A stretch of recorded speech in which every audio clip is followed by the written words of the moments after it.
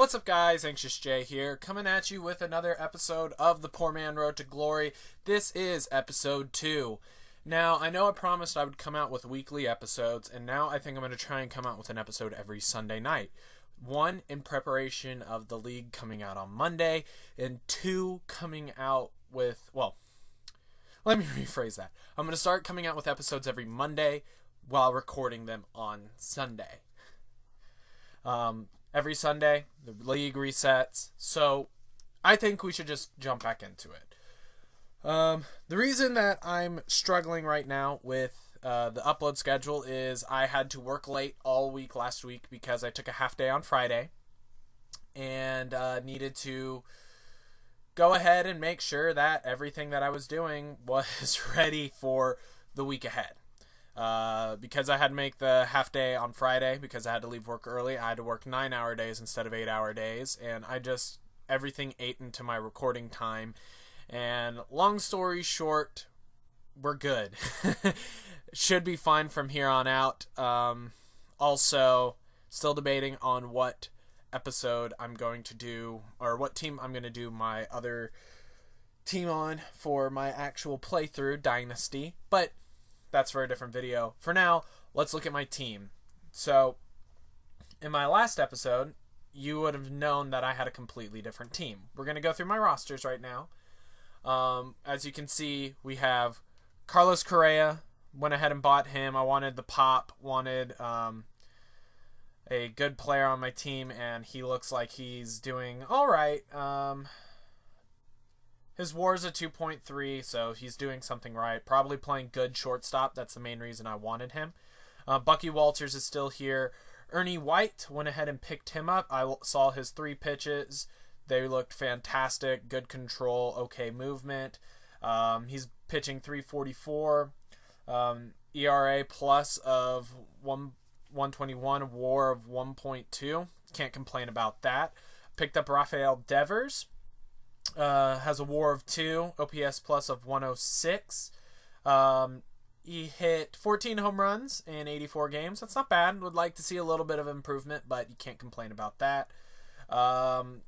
Jim Ray Hart doing exactly what I thought he would do. 25 home runs, OPS plus of 103.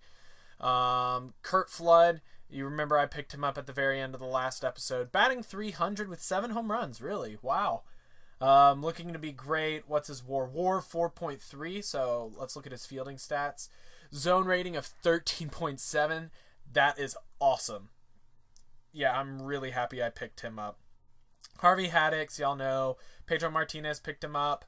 His ERA is a little bit high. I think I would like to get him out of a closing role.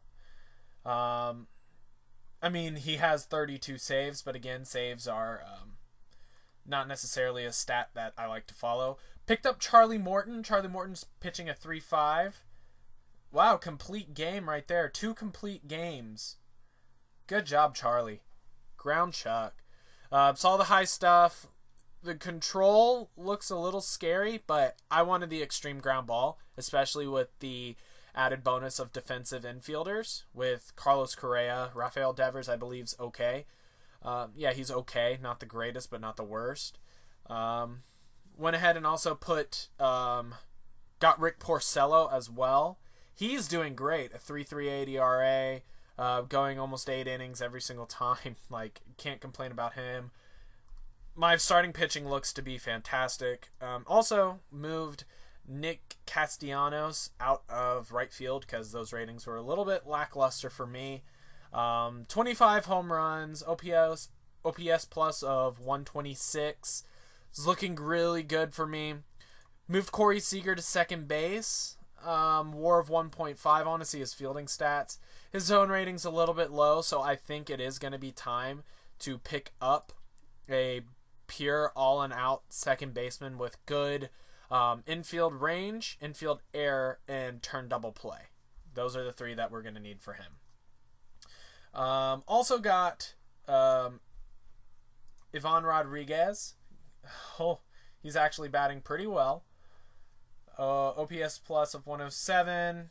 He's got a couple home runs, a couple triples, couple doubles. But the reason I mainly got him was because of his defensive ratings and his contact potential. Looks to be a great guy. I want to look at his fielding stats as well. Zone rating, plus 0.6.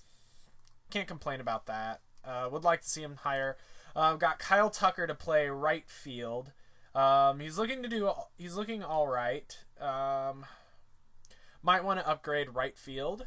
So, gonna go ahead and open this up, and we're gonna see who we're gonna upgrade. So we're gonna upgrade right field. So right field, we're gonna upgrade second base, and our starting pitching looks good. I want to look at our relievers. Let's look at our relieving. Okay, Pedro Martinez did all right. Jace Fry is going to be my left-handed reliever. Long relief. Don't want Luis De Leon in there. I think I could use one closer, one all-out closer. One more middle relief guy. So I can get rid of this... Probably Luis De Leon and Edward Mujica.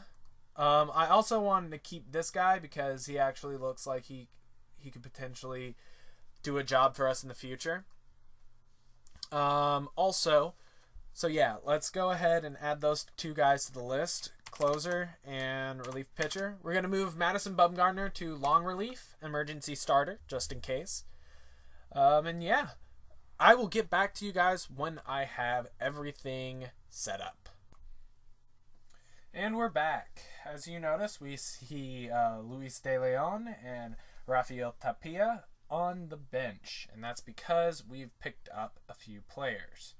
Now, I'm trying to think. I only got rid of two. I went ahead and already sold Corey Seager, so that gives you a hint. We got rid of our second baseman for another second baseman. I don't think you could see him on here. You can see one of the players. Actually, no, you can't see one of the players we added. I think he's a little too high. There, we can see we added a relief pitcher of Lou Trevino. He's a ground ball pitcher, which that's the one thing that I look for over everything. He's got 98 stuff. His control's still a little bit scary for me, but the fastball, cutter, curveball, that's a good combination to have. Also, if we go up a teeny bit more, we can see we got a right fielder in George Springer. Now, I don't think I mentioned this. One thing that I want to personally do with this poor man road to glory is to get all of the best Astros players possible. So, Justin Verlander, Craig Biggio, Alex Bregman, Jose Altuve, trying to think of some other just genuinely good historical players. Maybe they'll give a throwback Lance Berkman. Jeff Bagwell, I know, is a big one. But ultimately, it's going to lead up to the perfect Nolan Ryan. I want to get that card simply because he's, in my opinion, and I don't care who you are, and I think that's most of baseball's opinion, the best pitcher of all time. Now, there's great pitchers, nonetheless, but he's a step above everyone else.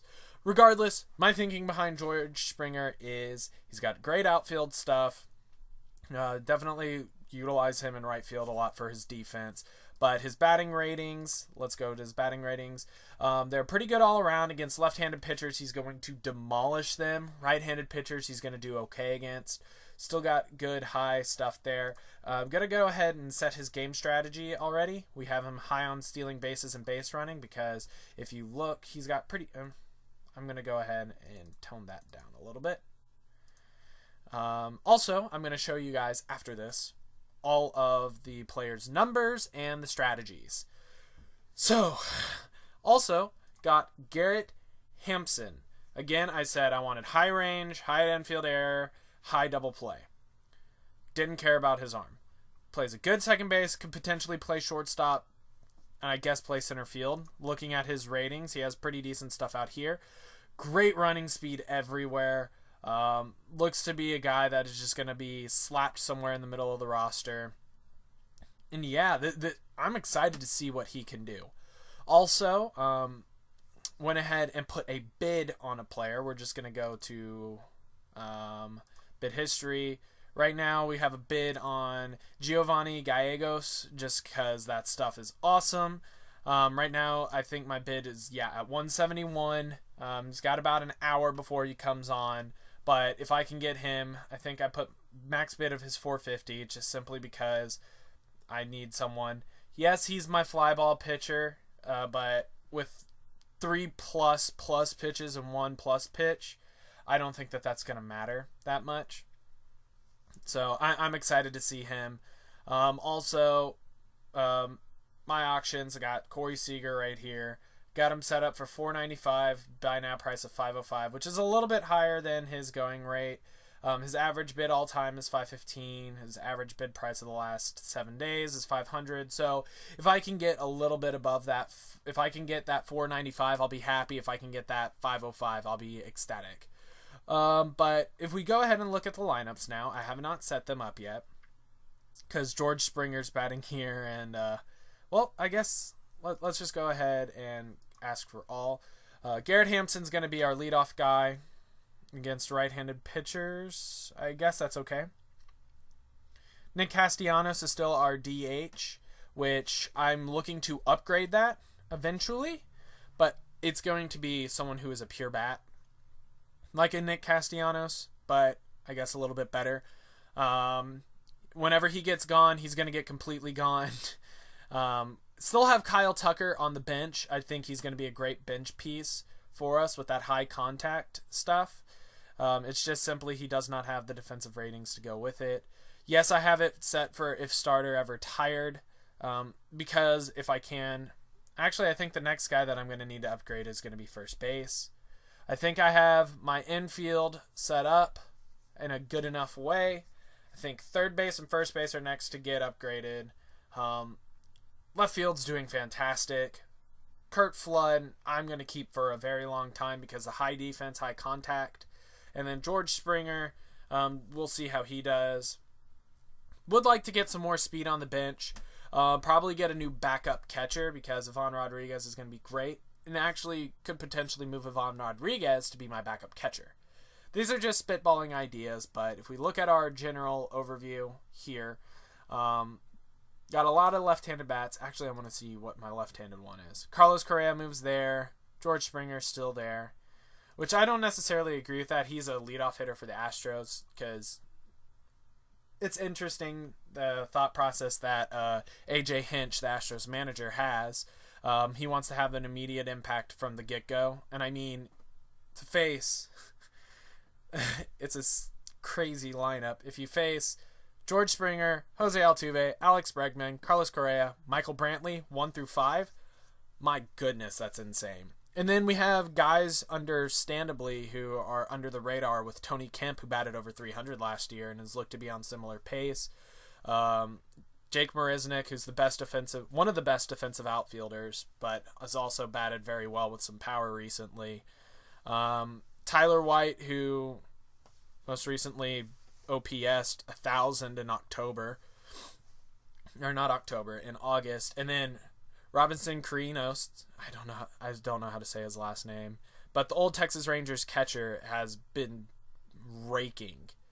So it's like you face the first 5, and then you think that you're going to be okay, but we have 4 guys who are more than perfectly capable of taking over the rest. And the sad thing is Kyle Tucker is right there, ready to come up. And then we have Miles Straw, who's a center fielder by trade, who's learning how to play shortstop so he can have a position in the minor leagues. And then we also have Yordan Alvarez, who can play first base and left field, who's looking to project almost as an Albert Pujols type of just absolute machine.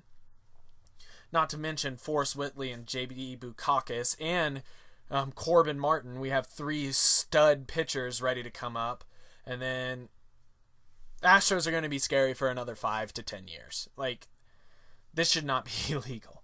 Regardless, sorry to go on my tangent about the Astros. Next thing that we're going to do is we're going to go over to my team homepage. As you can see now, I am the Rocky Mountain Vibes because I saw a cool thing on, I want to say SB Nation or Bleacher Report, one of the two, that said coolest minor league baseball teams. And this one just looks really cool. As a kid, I played on a team called the Cyfair Blaze, and it just reminded me of that, where the Blaze was a team out in California at the time, but just like the Fire, also the fact that it's in Colorado hints that it could be alluding to something that may be legal, may be illegal in other states. If you don't know what I'm talking about, ask your parents. But if you do know what I'm talking about, good for you. But let's go ahead, I digress, into the strategies. Early, you can see at all times, I don't care. This is just a waste of time. Global strategy, use of openers, I do have it to set. I have it set to, should have it set to never. I do not want to have openers.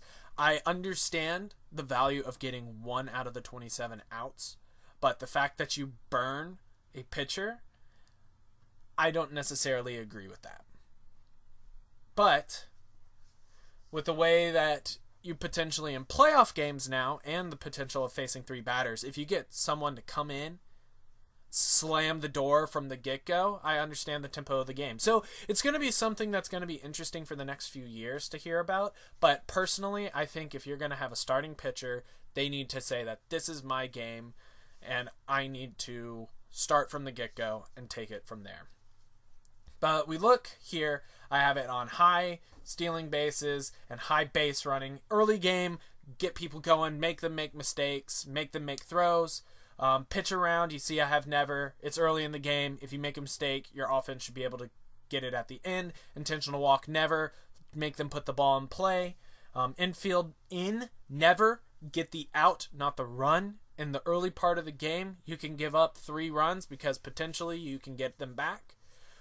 Infield shifts, I will frequently always use infield shifts, because if you can get yourself in a higher percentage of a game, if you can get yourself in a higher percentage to get the out, I'm going to take it every time.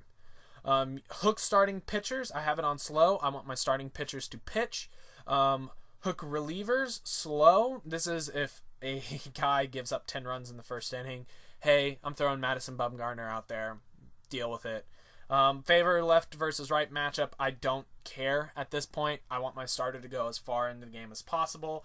Pinch hit for position players, no. Pinch runners, never. So that's my all scores. It doesn't matter here, or here. That's how I have it set up. Late 7th and 8th, you can see a little bit of change. Less stealing of bases in the 7th and 8th inning, because if I have a guy on base, that's whenever we start doing small ball stuff. I notice how I never bunt. I don't want to give outs. I'm talking about sac flies. I'm talking about hitting the opposite way. This is just what I've been taught as a baseball player. Stealing bases, a little bit less. Base running, still aggressive. Hit and run, a little bit more. Because if you can hit a ground ball to the second baseman as a right-handed batter and get yourself a single and get a guy on third base, that is a genius play. If you can just tap something over to the right-hand side and get on base, I'll do that every single time. Notice now pitching becomes a little more conservative, pitching around a little bit more, intentionally walking a little bit more, infield in a little bit. Still want to cut down that runner at home if you can, or at least dissuade him from running home. Infield shifts still frequently. Hooking starting pitcher, now is the time in the 7th inning. Okay, we're pitching out to out. We're prepared to bring you in for every single out. Favor right-handed, left-handed matchup a little bit at this point. If you know you have a guy, let's say, I was going to say Chris Davis, but let's face it, he couldn't hit water if he fell out of a boat right now. If you have a guy, let's say, good indication would be Max Stassi. I'm going to stick on my Astros theme. His batting average against left-handed pitchers at one point, I want to say, was like 650, and right-handed pitchers was $180. I'm going to have a guy come in right-handed and just jam him inside and pitch to the percentages. I'm not going to have a left-hander go up there, loop some curveballs, and have a guy who can see that stuff very well smash it. Use pinch runners a little bit more. If I got a fat boy on second base and I want to score the run, I'm going to have skinny boy go get on. And last but not least, last ninth inning, stealing bases off. You're going coast to coast. Base running, a little more aggressive. Make them make the plays. Pitch around a little bit more. Get to the higher percentage outs. Intentional walk a little bit more. Get to the higher percentage outs. Infield in, absolutely. You can't give up runs in this point. Infield shifts, absolutely. Hook starting pitchers, if they've made it to the ninth inning and they're still pitching, I want them to go all nine. That is my opinion. Hook relievers, if they throw one pitch that looks too bad or looks a little bit iffy, I want them out. Favor left-handed, right-handed matchup, absolutely. Pinch hit for position players. If someone's gone 0 for their last 20 at-bats, I want them out. Use pinch runners, I want fat boys off of the bases. Simple as that. I also should probably look to get just myself a fast middle infielder to back up everyone as well as become a pinch runner. So maybe Miles Straw would be a good guy to back up everyone else. Actually, that's not a bad idea. Just throw this guy on the bench because look at that speed, look at the base running. If you also look at his ratings, he can play infield. He's played shortstop in the bottom leagues. So I think I'm going to go ahead and do that. Now, who to take out? Because Loudris, yeah, no, I'm taking Loudris Gurriel out. And this is just going to be an experiment thing. Miles Straw coming in. Lineups. Action. Let's set depth charts. And see Miles Straw. Kyle Tucker's still there. But now we have a designated 2 pinch runners to come in late. Miles Straw apparently is a better batter than... Oh, but Bucky Walters could be... Because if you look at his ratings, he actually is not bad. Not bad at all. So you know what? I'm going to do that. That's funny. Yeah. So that's my strategy. That's my team. Overall, looking to be good. I don't know where we are on the schedule. Let's just go ahead and go to the home page here. Let's go to the league. Let's just go ahead and check out my league. Not my collection.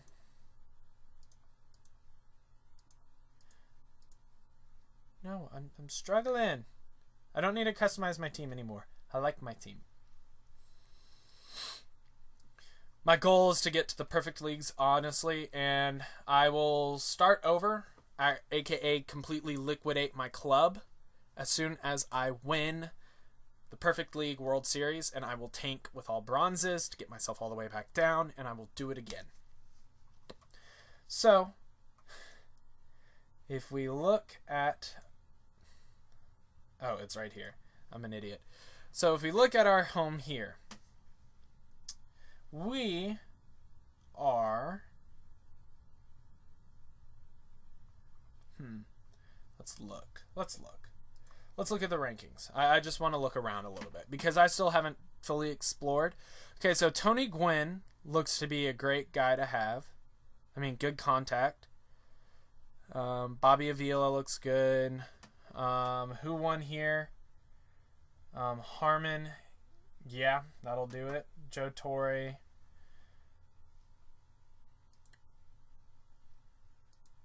I don't even know what conference I'm in. I'm just going to get all the people ready to roll. JD Martinez looking good again.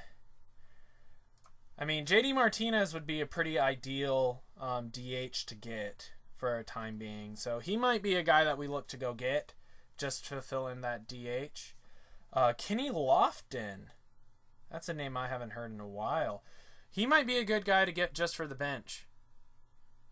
Yeah, I'm going to look to get that Kenny Lofton for the bench. Yeah, that looks good. Pitching leaders, I do want to see if any of my guys are on the pitching leaders. Yep, Bucky Walters is tied for 6th for wins. Harvey Haddix, home runs against. So Harvey Haddix looks to be probably my weakest guy. I think I am going to go ahead and get rid of him. Or just have him be... Actually, yeah, I'm going to keep him. I'm going to sell Madison Bumgarner. and I'm going to keep him to be my long relief guy. So overall, I want to look at my ratings. I ended up becoming 11th in runs, 10th in average, 16th in home runs, 9th in ERA, 5th in Ks, and 11th in defensive efficiency. So going up in we're going up against a whale. And who are we going up against? EG. We are going up against EG. Let's go ahead and take a preview of their team. Elk Grove, that's what it looks like. All right, Elk Grove. 2nd in runs scored, 2nd in batting average, 4th in on-base percentage. Yeah, they're really good. This team should beat me, and beat me pretty handily. They got 100 wins, 62 losses. Let's go ahead and look at their pitching. They have Jake DeGrom, German Marquez, Max Scherzer, Paul Splittorff, and Justin Verlander. Who 3 of them are hot. Also have Lance McCullers. Oh, the OG Lance McCullers, not Lance McCullers Jr. That's cool. Cody Allen is a closer. Addison Reed. Okay, so if we can kick them out to their relievers, we actually stand a chance.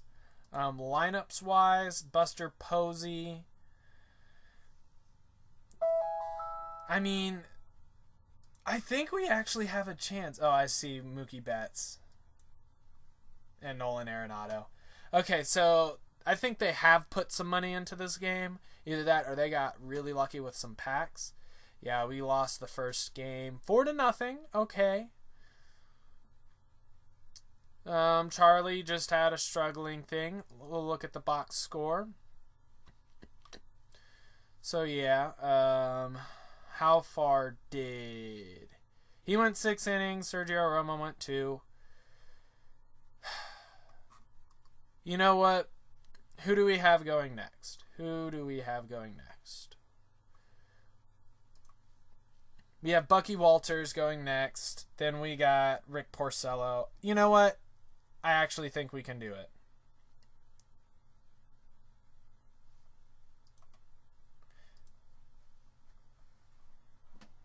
We'll have Bucky Walters, Ernie White, and then Rick Porcello going. And then Charlie Morton again.